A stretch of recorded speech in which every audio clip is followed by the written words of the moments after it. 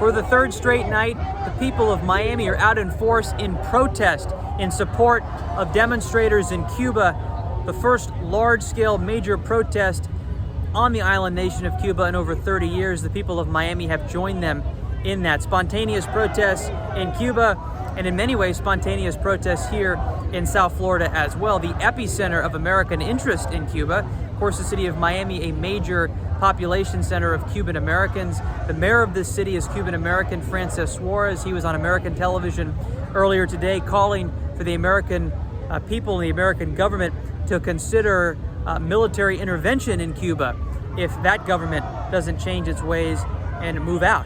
The odds of that are not high, but the people behind me certainly agree.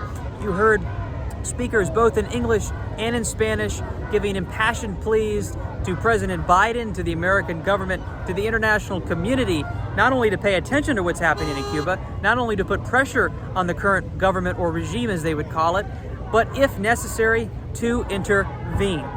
In terms of intervention, we're actually seeing pretty aggressive direct protest action here locally as well. We're seeing protests like this, of course, but a big escalation is taking place right now as we speak on major roadways on one of the largest highways in town, just a few miles from where we stand. Protesters have taken over that road, have blocked traffic in both directions, causing massive disruption.